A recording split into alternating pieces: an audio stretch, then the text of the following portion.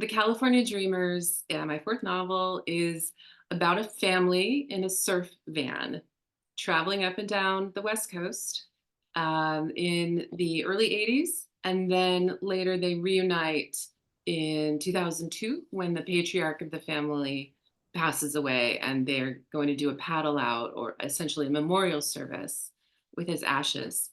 So Dreamers, as I always seem to abbreviate it, Dreamers, um, is about a family that from the outside looks amazing. They're captured in a photo, they're not named, but this photo sort of goes viral, to use today's terms. And it's called the California Dreamers, like the song, because they look golden. They're running into the water with surfboards, and it's that idea of California and the West Coast as it is and often has been in the popular imagination: freedom, uh, absolute joy, connection with nature.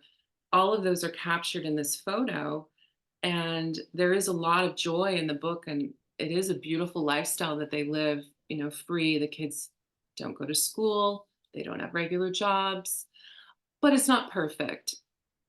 So I wanted to capture what life might have been like for the only girl in that van. Her name is Ronan. And, was it always a dream for her?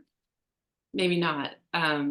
But certainly parts of it were. And so coming to terms with her past, I hope is a journey for the reader that they can relate to no matter how they grew up. Right? It's sort of a closed world or a closed system in science, as they have nature and they sleep outside and they're on different beaches, but it is a small world. The father keeps that world small for them intentionally, and they're not really allowed to talk. The kids aren't allowed to talk to strangers that often. So that was challenging because I wanted to show my main character's feelings and experiences in that world as she aged.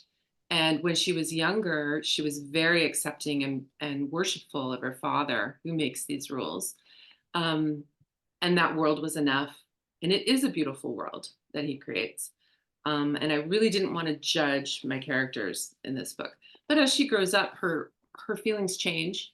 And so that was a challenge, making sure the voice was right and making sure she wasn't too precocious or too knowing at different ages, and balancing the worship with the reality, the light with the dark.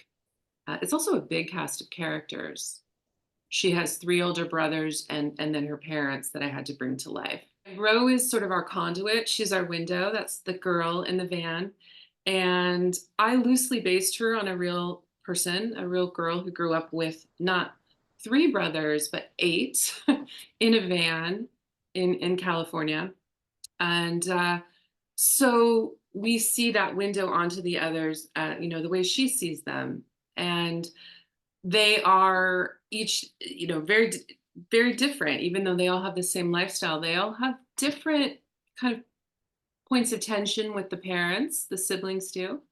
Um, and the parents themselves are were hard to capture on the page because they're not there that much, really.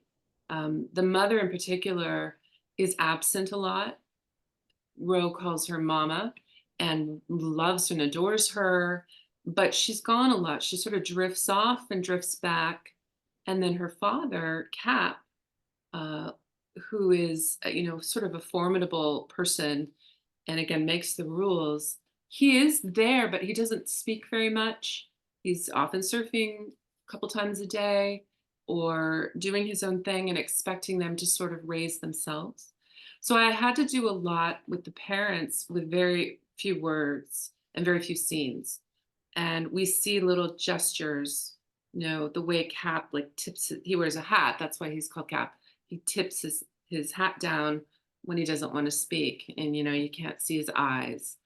Mama makes lavender soap and ointments and things to sell and make a little money.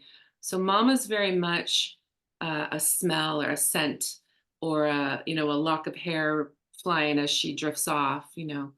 And that's how Rose sees her and hopefully how the reader feels them.